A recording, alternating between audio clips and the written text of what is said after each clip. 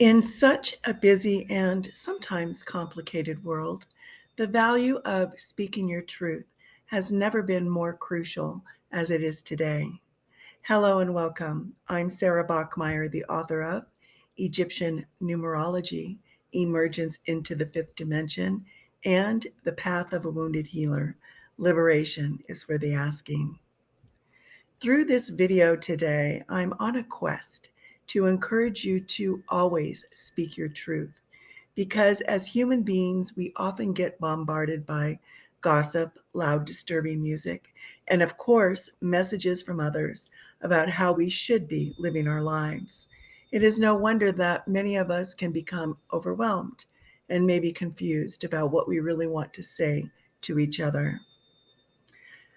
When I was younger, I was very shy and remember feeling things more deeply and not being confident about what I was trying to articulate. I was much better at expressing myself through music, dance, drawing, or writing. Saying what I really thought just wasn't an option. It did not come natural to me. I would prefer to sit on the sidelines for fear of offending someone or sounding stupid. But for the most part, I didn't think my opinions were valid or important to anyone else but myself. The concept of speaking my truth to those around me was terrifying. I never allowed myself permission to tell people what I really thought or how I really felt. Now, as I've matured, speaking my truth mindfully with authenticity, compassion, and from my heart has become an important part of who I am. I learned these basics from a woman named Rita, who is an instructor in a women's self defense and empowerment program.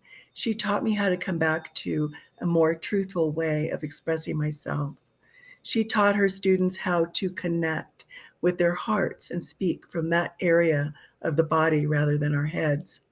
We would place our hands on our hearts and breathe into our words before speaking. And the first time I did this, I was very emotional because it brought to my attention just how much I had ignored my heart and never listened to what it had been trying to tell me. Sometimes we would use talking sticks where we would hold the stick against our hearts as we spoke to the group. I could often feel my heart pounding through the stick, fighting against the wall of fear that I had built around my heart. I learned that there is no room for fear to be present when I'm speaking my truth, whether I'm speaking in public or to someone I love. Because if I am fully present, breathing deeply, my fear melts away. If I am still feeling nervous, anxious, or afraid, it means that I am still letting my head do all the talking. And more often than not, that voice is saying, I wonder what everyone else is thinking of me. Holding on to fear of judgment means that I'm not fully participating in giving 100% of my authentic self to those that are listening, and I'm probably not speaking my absolute truth. When we realize that the world is a much more beautiful place to live in when we speak our truth and start connecting to what makes us feel passionate, there is a tendency to suddenly say everything that we have kept locked away all those years. It takes practice to find a balance of being assertive rather than editing whatever we're going to say before we speak. We can learn to say only what is important and truthful. So, when I was younger, I noticed that because I always bottled up what I wanted to express, I had a lot of anger that built up inside of me. Because of my insecurity and passion, I had a tendency to lash out and become very defensive whenever something didn't work out my way, especially to those who were close to me. I learned throughout the years that people mirror back to me how I behave and react. So, as if I became more mindful of my actions and started to speak with kindness, and noticed that people responded back with kindness, and my relationships definitely improved. The next time we go to reply to a comment or can feel an argument coming on, we can ask ourselves if a period of silence is needed. We can ask ourselves if what we want to say even needs to be said at all. Because one way we can make sure that we are only saying what we need to say is by being more quiet often. If we think before we speak and if we step back and give our words space to resonate, we create a safe space for others to be with us and to open up more truthfully. Many of us are uncomfortable with silence and have spent our lives thinking that we need to fill a void with words. If we speak less, more authentically and honestly, we become better listeners. We have been brought up with the concept of polite small talk, but a lot of the time, this way of communicating can be meaningless and sometimes dull. It is the interesting questions and conversations with people that connect us on a more deeper personal level. For instance, how often have you caught yourself asking someone how they're doing in order to fill a conversational silence, knowing that deep down that you really don't want to know their full story? When we find ourselves asking a question because we feel the need to fill a void, we can instead stop and ponder if whether anything needs to be said at all. We can practice getting comfortable with silence. Another common scenario in the way that we communicate with another is to agree to do things just to keep someone else happy, or holding space for a friend to complain when what we would really like to tell them is the truth about how much their negativity or gossiping is affecting us. When we hold back from saying what we really want to express to another person, we let them take our energy and our power. And when this happens, we can get resentful.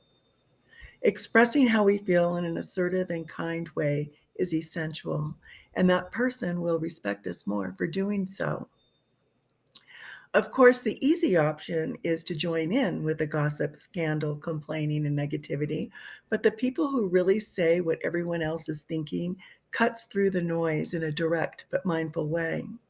These are the people that everyone listens to, respects, and are shapeshifters for how we can develop our connection with each other in an ever-changing technological world.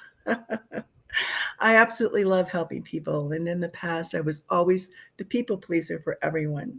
But learning the art of speaking my truth has helped me set manageable boundaries and allow me to choose who I want to spend time with to support my life and which relationships perhaps are not serving me.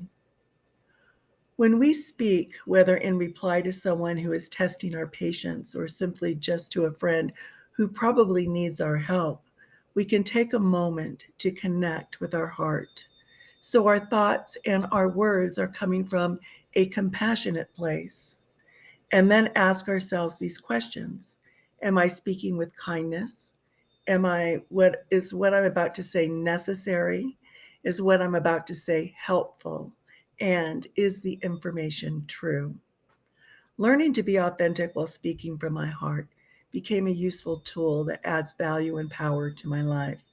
Speaking from my heart was a difficult art to master because the world does not always want to hear the truth, especially when it could involve being painful conversation.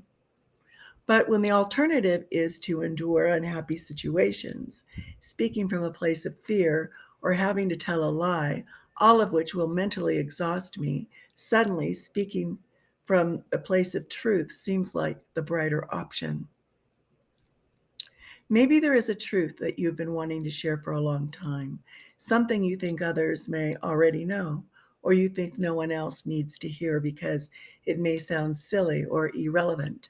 But nonetheless, it is something you are passionate about. Now, this is what needs to be shared with the world. Maybe you're hesitating to tell someone how you are feeling about them, but maybe they're feeling exactly the same way about you. So tell them how you are feeling and communicate with love and kindness. Maybe there is a person in your life who could benefit from hearing your truth, but you've been holding back from saying what you feel. Take a moment to put yourself in their place. Wouldn't you want your good friend to tell you the truth if your behavior has been making them feel uncomfortable? Your dreams, your heart's desire, the truth of what you really want in life, and everything you're holding back from expressing to those around you. All of this needs to be realized and released. If it doesn't, your heart is going to break from regret and from the heaviness that comes from not speaking your truth.